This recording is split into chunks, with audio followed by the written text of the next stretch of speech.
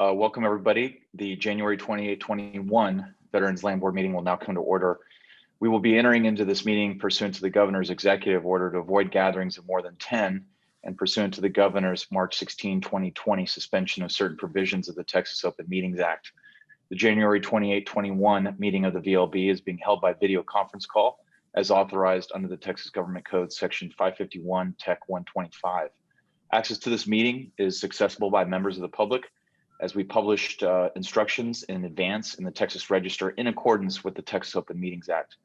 Any member of the public that's on the call as we speak who wishes to address the board on a matter within our authority should indicate so at the start of the meeting or during any public comment period. Corey will coordinate that. The chairman, being me, may limit the length of time available to each individual that cares to weigh in on any issues. First, I'm not aware of any visitors right now, but if they do, please note it, raise your hand somehow or Q&A in. First on the agenda is swearing in of our existing board member, Grant Moody. We're thankful to have him for a new term. Probably the first digital swearing in the history, the storied history of the Texas Veterans Land Board. But so I'm honored to be a part of history this morning. Grant, no need to stand up, just raise your right hand as we do this. In the name and by the authority of the state of Texas, repeat after me. I, Grant Moody.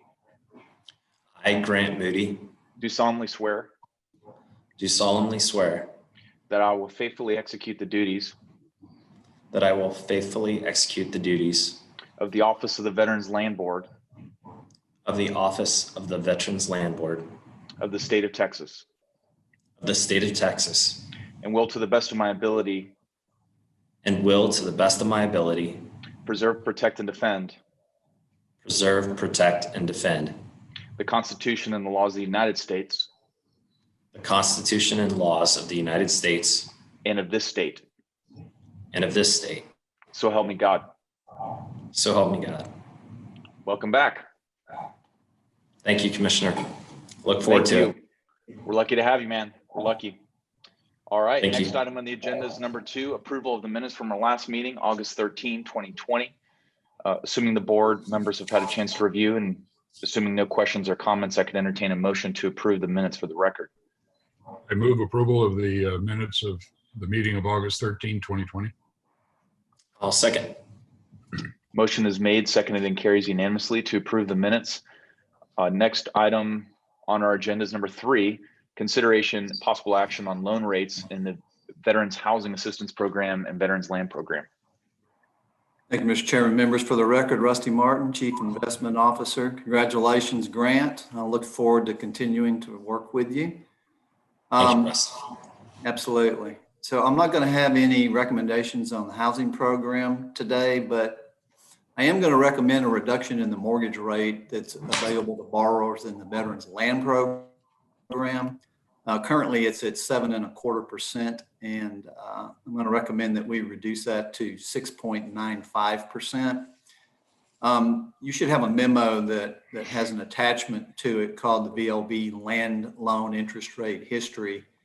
It's a little spreadsheet that shows you over the past 20 years, the board has typically adjusted the borrowing rate in the land program every 4 to 5 years. And unlike the loan demand in the housing program, the demand in the land program is generally rather inelastic with regard to economic conditions and interest rate levels themselves. In other words, the loan demand remains relatively unchanged regardless of what the borrowing rate in the program may be. Therefore, the board has historically been able to make changes to that borrowing rate relatively infrequently, but still maintain stable loan demand in the program. The last change that the board made in the land program was in January of 2017. At that time, the board increased the loan rate from 6.75%, which had been in effect since July of 2012, to 7.25%, and that was in order to reflect the general increase in rates that were observable in the markets at that time. As you know, the current COVID pandemic has resulted in a pretty sharp decrease in market interest rates, including housing rates. So staff believes it's appropriate at this time for the board to consider a modest reduction in the borrowing rate in the land program to reflect the general interest rate characteristics of current markets, even though, as I mentioned, loan demand itself is rather inelastic. Therefore, we're recommending a 0.30% reduction. That's 30 basis points, 0.3%. That would bring the borrowing rate from its current 7.25 to 6.95. Reducing that rate to 6.95 should lower the average borrower's monthly mortgage payment by a little over $18 a month, about $220 a year. But of course, over a 30-year period, that results in total interest savings over the life of the loan of a little over $6,500. And that analysis assumes that the average original loan balance is $90 and they're repaying over the full 30-year term.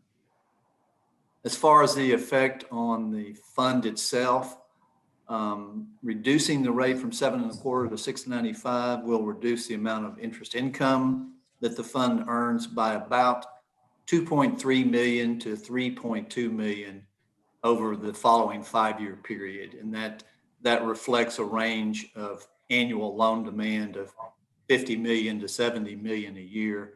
Typically, we're somewhere in the $60 million-ish a year range. So between 2 and 3 million is what it will cost over the next 5 years to lower that rate today. Therefore, I'm recommending that you authorize a reduction in the rate in the Veterans Land Program from 7.25 to 6.95, and that would be effective for all new applications received on or after tomorrow, January 29th, and happy to answer any questions. Any questions from the board at this time? Commissioner, no questions, just a comment. I appreciate Rusty's work on this item. I think that, despite the fact that demand is pretty inelastic, this is a great product for our veterans. I think that, given the current market providing some additional relief to our veterans and getting down, underneath that 7% rate is probably the right move. So I'm supportive.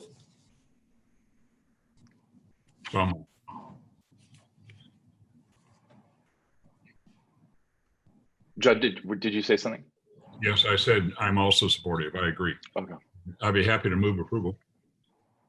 I'd be happy to second it. Excellent. Motion is made, seconded, and carries unanimously to approve item number 3.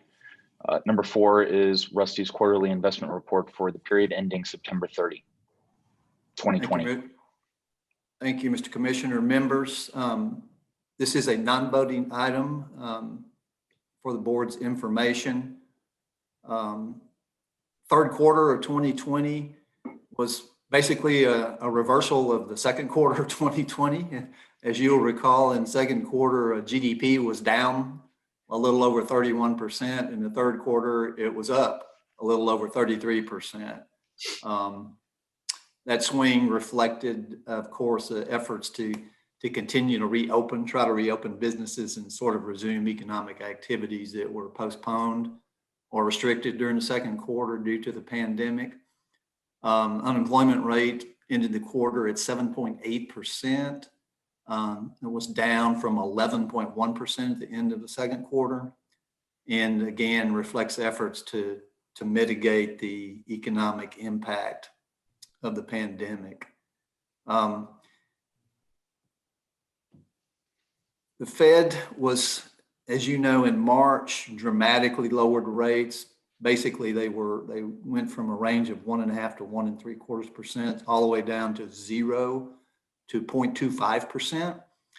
And then at their September meeting, they indicated that they were going to maintain that target range until labor conditions in the market reached levels consistent with their assessment of maximum employment, and until inflation had risen to 2% and is on track to moderately exceed 2% for some time. So that translates into we're going to have really low interest rates for a really long period of time. Since September, the Fed has sort of floated a trial balloon about maybe starting to reverse some of that strategy by the end of the year, but they walked back from that pretty quickly. So I think the bottom line is we can expect we're going to have particularly low rates for some extended period of time. They also said that they would continue monitoring any incoming information on the economic outlook and take into consideration also public health information and global developments regarding the pandemic. And they would use whatever tools they had that were appropriate. As far as our portfolio is concerned, as you know, we focus primarily on providing liquidity and cash flow necessary to meet loan purchases and pay debt service in the program. So we're focused on high quality fixed income investments only, typically composed primarily of high quality commercial paper, short to medium term treasuries, corps, and taxable municipal bonds. The duration of the portfolio decreased slightly during the period from 3.68 to 3.53 years, and our target average duration is typically 3 to 4 years, so we're right in the middle of that range at this time.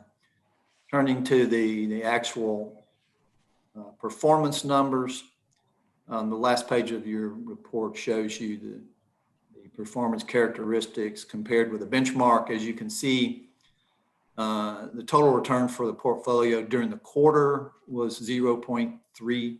The benchmark was at a 0.09%. 1 year total return, we were at 2.61 on our portfolio versus 282 for the benchmark. Total return year to date, we were basically flat with the benchmark. Our yield to maturity at the end of the quarter was 86 basis points versus 12 basis points on the benchmark, and duration of the portfolio, as I said, was 3.53 years, and the benchmark has 1.41 years. As I said, this is a non-voting item. Portfolio continues to perform as expected, and I'm happy to answer any questions you might have. Any questions from the board at this time? No, it is a time of enormous change in terms of things forthcoming. So I'm sure glad that we have Rusty at the helm to manage this. Between record-setting fiscal deficits and new policies, et cetera, it's going to be an interesting time. He's going to earn his chaps during this next quarter. Thanks for the kind words. Much appreciated. Sure. No questions. That being a non-action item, we can jump to number 5. Thank you, Rusty. Morning, Mr. Chairman, members of the board. For the record, my name is Charlotte Mumford. Staff is recommending a reduction in the minimum bid amount for the forfeited tracts presented today to the amount of the recent appraised value of each tract, as well as offering the tracts with no down payment for these 4 tracts. I'll be happy to answer any question. And on a further note, the agenda item states 7 tracts, 3 of those tracts sold before the board meeting. So that's why we're requesting action on the 4 tracts. Commissioner, I Yes. do have a question for Charlotte. Charlotte, I was trying to understand from reading this whether these the amount that we had on the loan is equal to the amount that we're selling it for, or are we losing a little money on this because they look like they're foreclosed or defaulted tracts? So where do we stand? So the amount that we have on the loan is based on the minimum bid is based on the value of the tract, not necessarily the amount of the loan on the tract prior to it being foreclosed. Right. But is the net of that we're essentially losing money, that the amount we'd sell it for is less than the loan, or vice versa? It could be some tracts where it is less than the original loan amount. Okay. All right. Thank you. Just a process question. It sounds like we got new appraisals on these properties. Is there a process in place that if after 6 months or 12 months that we reappraise, it makes sense. I was just wondering what that process looks like. We reappraise every 2 years. Okay.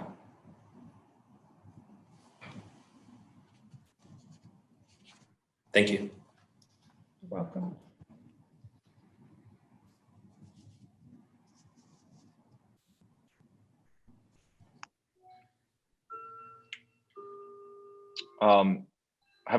I'm trying to think in terms of just accepting prior bids that are less than, say, a prior appraised value. That doesn't happen all that often, correct? Or So if we receive a bid for less than the minimum bid, that bid is rejected.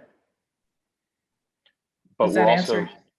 but the recommendation today is for us to approve lowering that minimum bid amount on 4 different tracks. And I was just curious, how often do we do that? Every 2 years that the property is in inventory, we request a new appraisal. And at that time, we reevaluate the minimum bid amount that's currently in price for that property. No. Charlotte, was the sequence of getting the new appraisal and the time that the borrower defaulted, which came first? It seems like, I'm guessing that it was in default and then we got the appraisal and now we're dealing with this, or is it the other way around?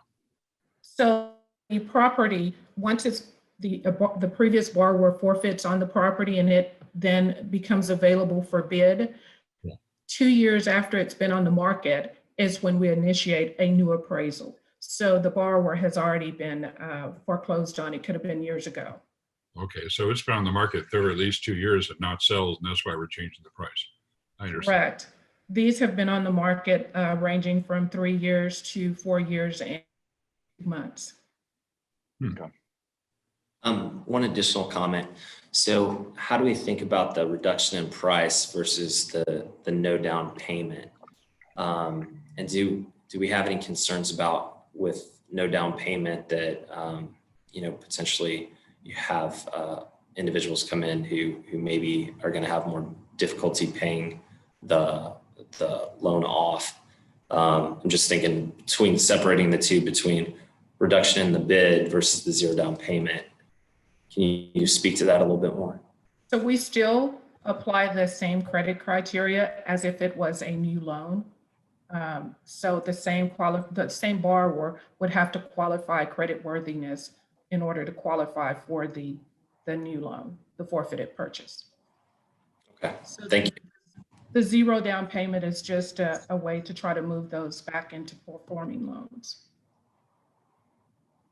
Yeah, and obviously I'm supportive of the idea that, if we have this property sitting there for 2 years and it's not doing the VLB any good sitting on our books. So if we need to cut prices and incentivize it in order to move it, it makes sense.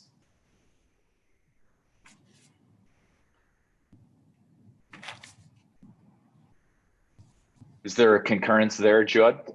Yes, yes, it is. I was just looking at the locations. Looks like the Bandera County is a tough market right now. But on the other hand, Palo Pinto is not doing real well either. But I'm in favor of this. And if you're ready, I'll be happy to make a motion.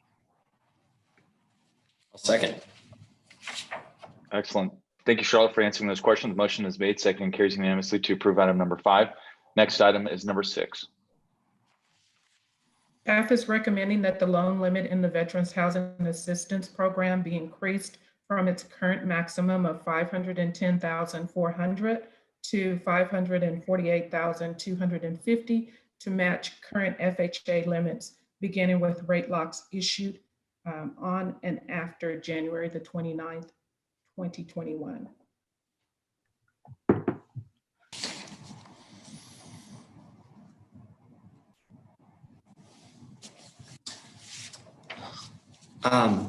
Quick question. I know in the agenda item here, it kind of says that obviously you can't determine the impact and how many loans you'd have in that higher category. But I was just wondering kind of in general in that, 400 plus, 450 plus, like what kind of percentage of our loan volume falls into that higher category, and whether we expect this to, just be a handful of loans in that, increased loan limit, or, more than that. So currently our average loan amount is $301,134, and only 2% of our portfolio is FHA loans. So it should have a minimal impact as far as increasing that to match FHA. Does that answer your question? I think so, definitely with the average. But I'm just wondering, how many of our overall loans are kind of over, the 450 type amount, or at the upper echelon of our range of loan values. I don't think we have very many, but I could definitely get that answer and get back with you on that. I think we had about 3 loans, I believe, that hit 500,000. So I can get that information and get back with you on that. Okay. Hey, Grant. Yep. This is Rusty, Chief Investment Officer. Keep in mind the VA last year removed its limit. So they have no limit on the amount that they will guarantee. And in our program, typically at least 90% of our loans are VA guaranteed loans. So effectively, there's already been no limit in place for our portfolio effectively.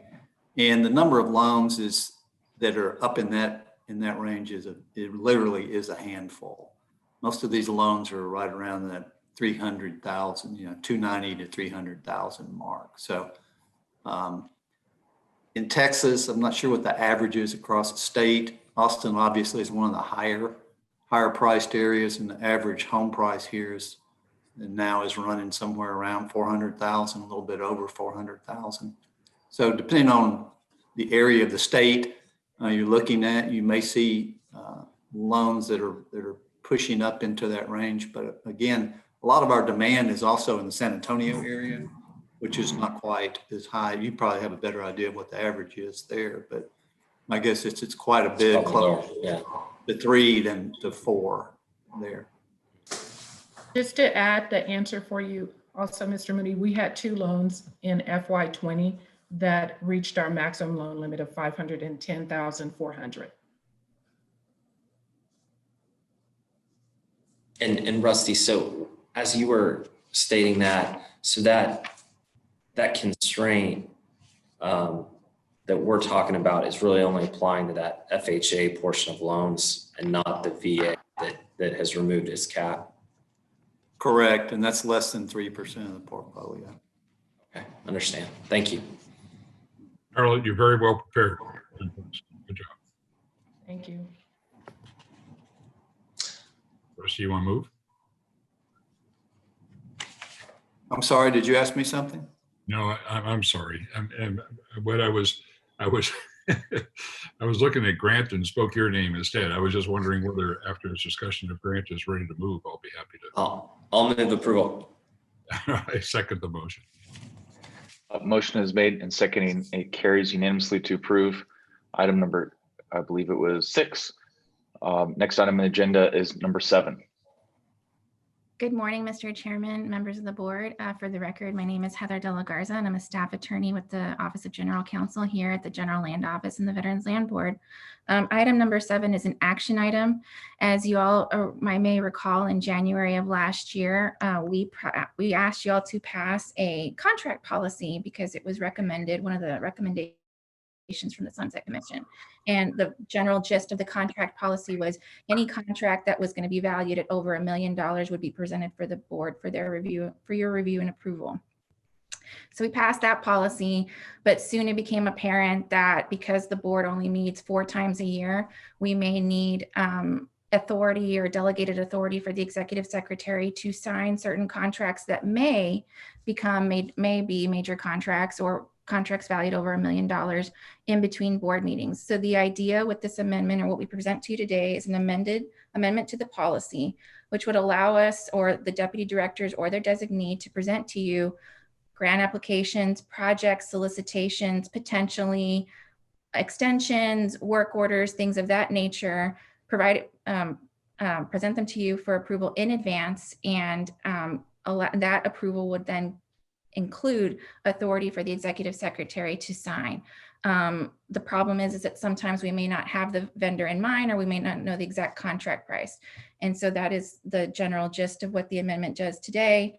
Additionally, for transparency purposes, we would also include in the annual report and identify which contracts were executed under this delegated authority.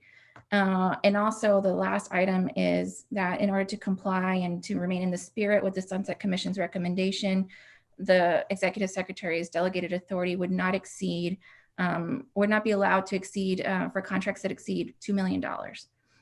Anything that's above $2 million would have to come before the board. So that's a very concise summary of what the amendment does, and I'm here to answer any questions you may have. Heather, I have a question, actually two questions. The first is, I understand everything that you said. I'm wondering, in terms of sticking with the Sunset Commission's recommendations on this, if having an annual report of those which exceeded the $1 million is sufficiently timely, or would it make more sense for us to have more prompt notification of that? And the second thing is, I'm wondering how many, it's sort of like Grant's question in process, how many of these $2 million and under loans that would be affected by this policy are handled in a typical year? Well, to answer your first question, what we can do, obviously we should include them in the annual report because that's part of what the policy was. But as you will see in item number 9, we can always notify or put as an agenda item to notify you when the contract gets completed, who was the awarded vendor, and the total contract value. We can do that. We can also do a more frequent report should you all request it and require it. And then as to the second question, remind me again what the second question was. I apologize. How often does contracts less than $2 million come up? We don't anticipate, and I think our goal is to make sure that we can bring you all contracts with the final vendor that has awarded the contract and the final contract price. However, just because obviously we're all still teleworking, things kind of happen, solicitations don't happen in timely, or things happen. We just wanted to be able to provide the flexibility to kind of come at different points in time to y'all for approval. So we don't anticipate it having to be used very much. But we did want to hopefully provide that flexibility. Well, I certainly have a lot of confidence in Mark Havens to be able to do all these different things the right way. But I'm just wondering if it would make sense to modify this policy to make it quarterly or upon execution, whatever the commissioner thinks would be appropriate. I think it would probably be apropos. We can certainly do that. Yeah, this is Jeff Gordon, General Counsel. Judd, I obviously the board can modify as it sees fit. I think it would be, we're going to do the annual report just to cover anything, but I think we could, if the board is so inclined, we could put something in the policy which says if this delegation of authority is exercised at the next VLB meeting, we provide an update, a non-action item, but an update to the board members as to what transpired on that particular that contract or solicitation, for which the board granted the executive secretary delegated authority. We could do that. That'd be great. Yeah, I like that, Jeff. Okay. Yeah, I mean, we could insert an agenda item that gives a quarterly update on agreements, both over 2 and under 2 and over 1, if that makes sense. Sure, and I think the way the policy reads now, I don't have it up on my screen. It was the contract management division was going to provide a formal annual report, which is something that Sunset wanted to see. But we could still have that, but also have a report at the next meeting, just verbally or in a short memo to provide you for those contracts or those solicitations which were approved in advance. That'd be great. Okay.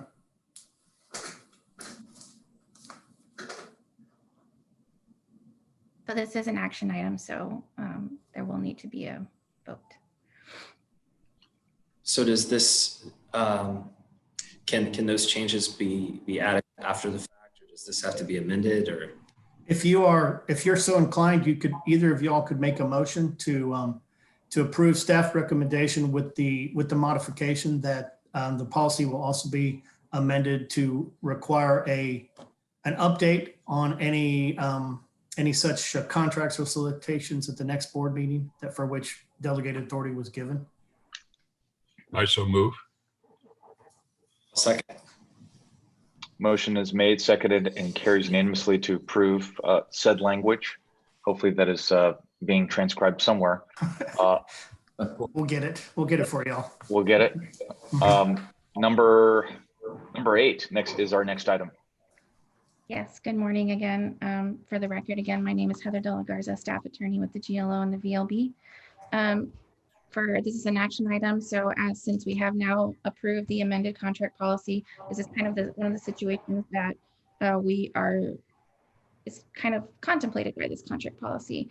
So as you will see from the memorandum that is included in your packet, we issued a request for offers around August of 2020 last year to solicit for the purchase of a loan origination software system. This system is what allows our borrowers to complete online applications to apply for loans. It also allows the Land and Housing Program to do intake, process, underwrite, and close loan applications. So we've received a number of bids, and so there was an evaluation team that evaluated the bids, and then they score from highest, second highest, third highest, etc. We are beginning to enter into negotiations with the highest scoring bidder, and hopefully we anticipate that those negotiations will be successful and we can sign a contract hopefully pretty soon.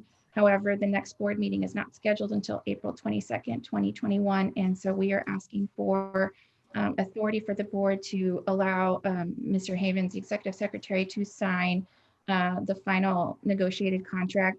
We anticipate it might be over $1 million, but it could also be under $1 million. But if in any event, it should not exceed $2 million. And I'm happy to answer any questions you may have. Is this a replacement of our existing software program? And if so, is our existing program also bidding on this potential contract? It may be a replacement, and I don't believe I'm allowed to say the bidders, but I can provide that to you, Mr. Chairman, and outside after the meeting.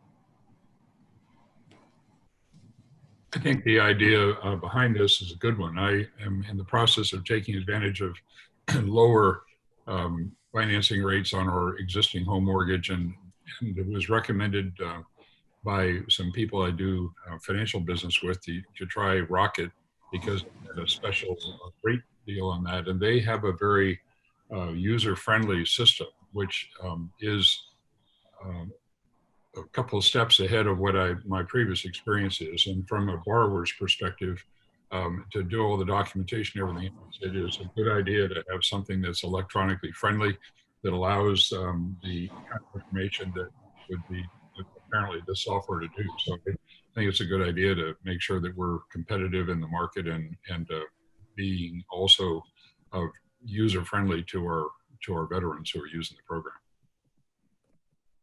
Yes, absolutely, Mr. Scott. Thank you. Just kind of a follow-up on the commissioner's question. So it is the idea that ultimately you could make a decision to move forward with this as a replacement service or not, and stay with our current vendor contract. Is that the? Yes. Okay. There was a number of bidders. Okay. I'll move approval to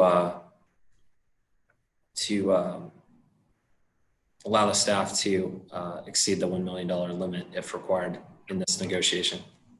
And I second the motion. Sure to keep us posted. Motion is made, seconded, and carries unanimously to approve item number 8. Next item on the agenda is number 9. Once again, good morning. Again, for the record, my name is Heather De La Garza, staff attorney for the GLO and VLB. This is a non-action item, and so this is again kind of going back to item number 7. What we anticipated we ran into was 3 contracts needed to be executed back in the fall. They were 3 construction contracts for the Texas State Veteran Cemetery Program and the Texas State Housing Veterans Home Program. The three contracts were valued at over $1 million, but we determined that because they were either fully funded or partially funded by the VA, that we could go ahead and move forward with execution, with the condition being that we present them to you all and let you all know who was awarded the contract and the final value. So the first contract was one for this Texas State Veterans Home. It's partially funded by the VA. The portion of the contract was, the final contract value was $2,304,220. The state liability for that contract is $806,000. The VA funds 65% and we pay 35%. The second contract is fully funded by the VA, and that was $1,774,500. And that was for the expansion of the Abilene Columbarium. And the final contract was another fully funded contract by the VA, and it was awarded to Tabeza Holdings. And that was for the expansion of the Rio Grande Valley Texas State Veteran Cemetery at a total contract value of $1,241,200. The contract for the Rio Grande Valley Cemetery was executed September 24th, 2020. The contract for the Abilene Columbarium was executed November 3rd, 2020. And then the contract for the Texas State Veterans Home was executed November 9th, 2020. And so this is just a notification. There is no action required. Commissioner, I do have a question. This is no action required now. Obviously, it's fine, but since we're replacing some of the air handling units in some of our veterans' homes, when the COVID issue first came up, the question of how good is our filtration system also arose at the same time. And do we have any understanding in terms of whether with these replacements, we're now with full capacity to filter to HEPA standards, et cetera, to filter the air and help to keep disease transmission down? I think we were having communication issues with Mr. Berkeley. Perhaps Mr. Berkeley can call into the line. I know he's on Zoom. Commissioner, can you hear me? Yes, we got you. Okay. I have no audio or no video. I apologize for that. However, that may be a benefit to all involved. But the filtration system is basically replacing the existing system. Well, what they have done is changed out the type of filters that we are using, which are the closest that the systems can handle, up to a HEPA filter. And so it is the highest level of filtration system that we can have in the existing air handling units that we can put into that building at this time. That's excellent. That answers my question. Thank you. I appreciate that. Welcome. And I'll just make a quick comment as well. I mean, I think that this is a great item. We can take advantage of those matching federal VA funds for our community of veterans. I think it's a great thing. So glad we're able to secure those. Yeah. And that's all I have to report on that action item. Thank you, Heather. Non-action item, I apologize. Correct. Next item on the agenda is number 10, presentation of the audit plan for this year. Good morning, Mr. Chairman and members. For the record, my name is Tracy Hall. I'm the Chief Auditor for the Veterans Land Board and the General Land Office.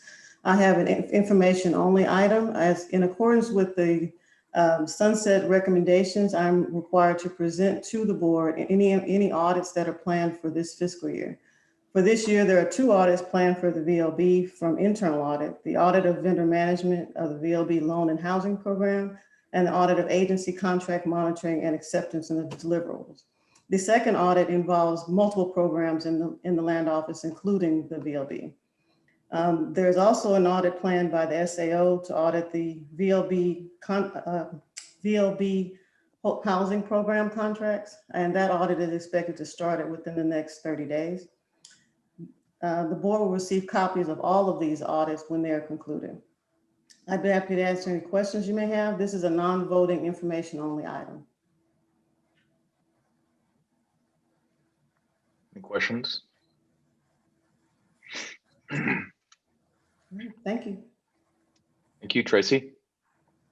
Next on the agenda is number 11. Morning, Commissioner and members. This is John Berkeley, Deputy Director for the Texas State Veterans Home. This is a non-information only item and it requires no action by the board. The Omnicare pharmacy contract for the Texas State Veterans Home program expires on August 31st, 2021.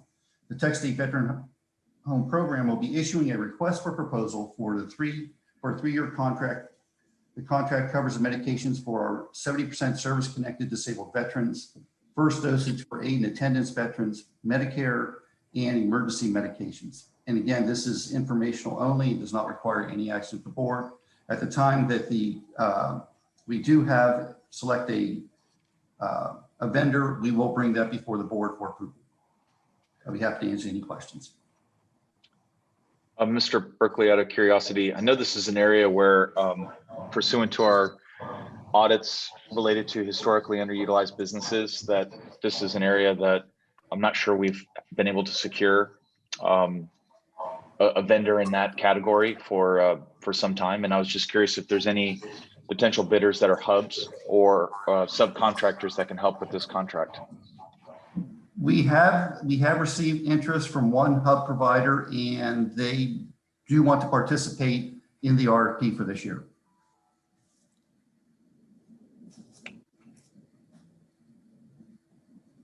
Thank you for that. Commissioner, I have one question also. It looks, based on the statistics that we have, most of the residents seem to be participating, but the staff is generally low. Is that because of they don't want the vaccine, or is it just a coordination issue that we're just going to take a while to get through the two different things so everybody gets vaccinated? I think that was to be the next topic on the agenda. But if we want to use that as a segue, Grant, if you have no further questions on 11, we could hop right into that. Good. All right. That's because that's the topic of the day. We saved the best for last. Number 12, update on the Veterans Home vaccination status. Mr. Berkeley. Again, it's John Berkeley, Deputy Director for the Texas State Veterans Home. This agenda item is for board information, requires no action. The COVID-19 vaccine rollout within the Texas State Veterans Home program started on December 31st at our Usry Rowan Texas State Veterans Home in Amarillo. Since that date, all 9 Texas State Veterans Homes residents and staff have received the initial dose of either the Pfizer or the Moderna COVID vaccine. The vaccine clinics are being coordinated through CVS, Walgreens, and also the VA. The providers are scheduling 3 clinics per home based on the vaccine used for the initial dosage. Pfizer vaccine requires a second dosage after 21 days. The Moderna requires a second dose after the 28th day. Approximately 82.34% of the residents have received the first dose. However, we've only had 43.59% of the staff being vaccinated. And to address your question, a lot of it has been on education. Some of the McAllen, we had great participation among the staff, 74%. In El Paso, 79%. However, we've had very low participation in other areas, and a lot of it's just in education. Some of the more rural areas are more suspect and suspicious of a vaccine that has not gone through the full clinical trial, because this was an emergency usage vaccination or vaccine.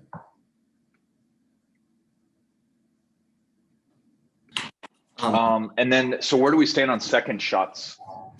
Generally speaking, I know. Sorry. The second clinics are underway. Counting today, we will have 5 homes that have gone through the second vaccination process. And I don't have the totals for those numbers yet. And we're also, where needed, we've been also successful in, for those veterans residents who are eligible, we've also been using the monoclonal antibody therapy. So to date, we've had 37 veterans receive that infusion. And any updates on how that's shaken out or how the treatment is taken? As far as side effects, nothing that has come to light to date.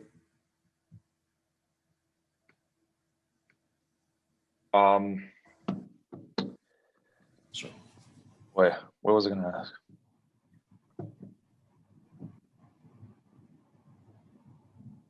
So if it's Pfizer, do we have the equipment in the homes to service that freezing requirement? I forgot how cold you have to store it, but or is it transported from, say, a VA, CVS, or Walgreens that come over to the home?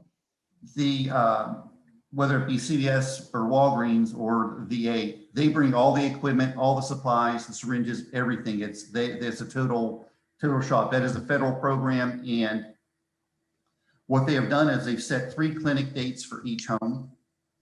The challenge going forward will be what happens after those 3 dates.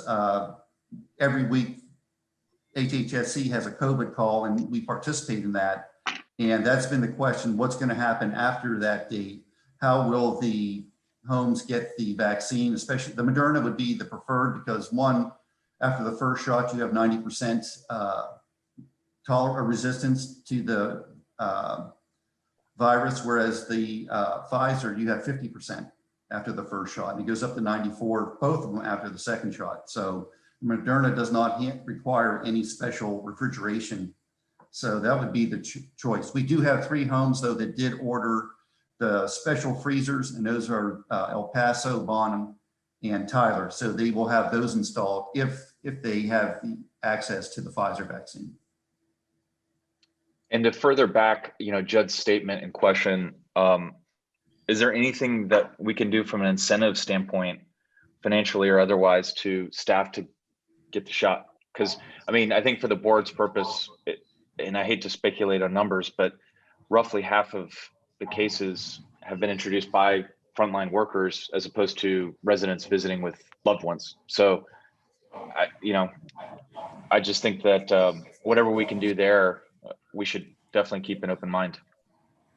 And I'll be happy to pass it on to both operators. Again, they have been working very hard to get the staff vaccinated, help them understand what the process is, to understand what the risks are.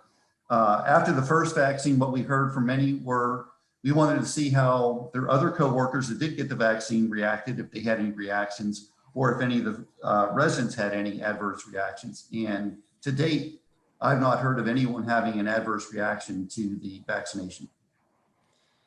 I'll just like to follow up on that item because, I'm disappointed by the staff numbers. I think there's a lot of misinformation out there surrounding that. Literally, I don't know, as a country, I think we've distributed 3 million or more vaccines at this point. You haven't heard any widespread issues with any kind of effects and adverse reactions. And clearly there's a huge variability between the different homes. So I don't know if there's an education piece there. There's a leadership piece between the different homes, but I would like to strongly urge those staff members. This is not just about them, but it's about our veterans and taking care of them. And so anything we can do to try to increase those numbers, I'd be very supportive of. Appreciate that very much. I got my first shot yesterday. I'm still standing. No arm soreness. Let's get the boards. Let's get the boards and the staff to take the shots of the workers that aren't taking it. There you go. I got mine at the beginning of the week, but I had to go to the VA to get it because you couldn't get it anywhere else around the area. It was tough to do, but so I signed up with the VA, and I'll tell you, I was impressed at their Austin facility. It's very modern and nicely done, and the people are friendly. A big turnaround for the VA. So May I ask, do you know what type vaccine you received? Which vaccine you received? They're doing Moderna at the Austin facility, and it was easy and a little bit of area tenderness for a few hours, and it's gone. So I'm a supporter. Excellent. Grant, we got to get you done. Hey, if you guys give me a shot, we can it for everyone, and I'd be happy to do it. Yeah, then we'll have 100%. That's pretty good. Awesome. Well, assuming no further questions or comments, and that being a non-action item, there's no more business before the board, and the meeting is hereby adjourned. Thank you, everybody, for participating.